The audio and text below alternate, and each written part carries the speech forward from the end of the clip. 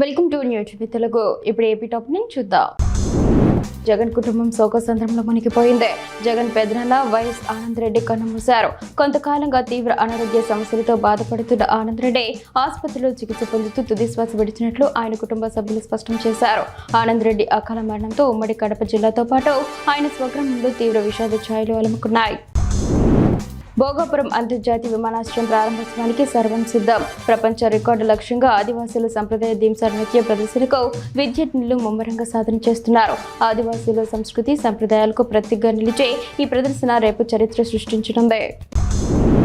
Minority residential స్కూళ్లు, ITI, Urdu junior కళాశాల అడిగారు. ఐటీఐను 90 రోజుల్లో ప్రారంభించే బాధ్యత నాదే అని పెద్దలకు మాట ఇస్తున్న మైనార్టీ స్కూల్ గురించి కూడా ఆ శాఖ మంత్రి ఫరూక్ గారితో మాట్లాడుతా జూనియర్ కాలేజీని కూడా త్వరలో ప్రారంభించడానికి ప్రయత్నం చేస్తానని నారా లోకేష్ అన్నారు. జనసేన పార్టీ కేంద్ర కార్యాలయంలో కాకినాడ రూరల్ ఎమ్మెల్యే పంతం Nanaji, AP MSIDC chairman Chillapalli Srinivas నిర్వహించిన మీడియా సమావేశంలో మాట్లాడుతూ వైఎస్ఆర్సీపీ ప్రజా సమస్యలపై నిర్మాణాత్మకంగా స్పందించే బదులు రాష్ట్రంలో అశాంతి సృష్టించే ప్రయత్నం చేస్తుందని ఆరోపించారు. పోలీసుల విధులకు ఆటంకం కలిగించేలా అధికారుల పట్ల అనుచితంగా ప్రవర్తించే ఘటనలు ఖండిస్తూ చట్టాన్ని చేతుల్లోకి తీసుకునే వారిపై కఠిన చర్యలు తీసుకోవాలని ప్రభుత్వాన్ని కోరారు. కర్నూలుకు చెందిన పునర్విక తల్లిదండ్రులు విద్యా ఐటీ శాఖల మంత్రి నారా లోకేష్ ని కలిశారు. ఈ సందర్భంగా పునర్వికను ఆప్యాయంగా చేతుల్లోకి తీసుకుని లోకేష్ ఆశీర్వదించారు.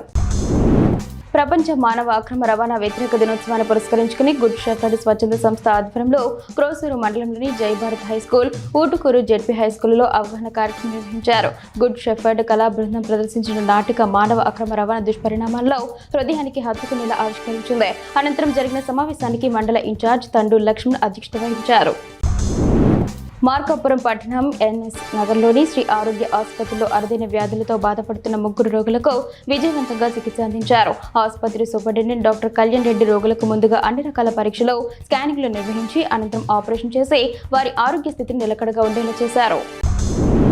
సత్యసాయి జిల్లా పెనుగొండ నియోజకవర్గం గోరంట్ల మండలం ఉమ్మడి మందలపల్లి పంచాయతీలో కూటమి ప్రభుత్వం తలపెట్టిన డోర్ టు డోర్ కార్యక్రమం రాష్ట్ర బీసీ సంక్షేమ శాఖ మంత్రి సవిత ఆదేశాల మేరకు సింగిల్ విండో అధ్యక్షులు గోపాల్ రెడ్డి ఆధ్వర్యంలో మందలపల్లి ఎస్సీ కాలనీలో, బీసీ కాలనీలో ప్రజా సమస్యలపై పంచాయతీ నాయకులు ప్రజలతో వారి సమస్యలను అడిగి తెలుసుకుంటున్న నాయకులు.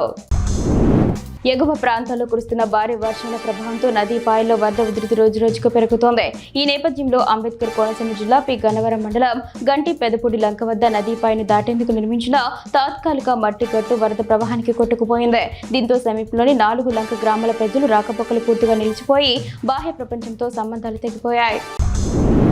సత్యసాయి జిల్లా పెనుగొండ నియోజకవర్గం గోరంట్ల మండలం ఉమ్మడి మందలపల్లి పంచాయతీలో ప్రభుత్వ విధాన P4 కార్యక్రమంలో భాగంగా పంచాయతీలో 2-3 కుటుంబాల్లో P4లో దత్తత తీసుకుని వారికి ప్రతి నెల ఆర్థిక సాయం అందజేస్తున్న తెలుగుదేశం పార్టీ నాయకుడు సుబ్బారెడ్డి.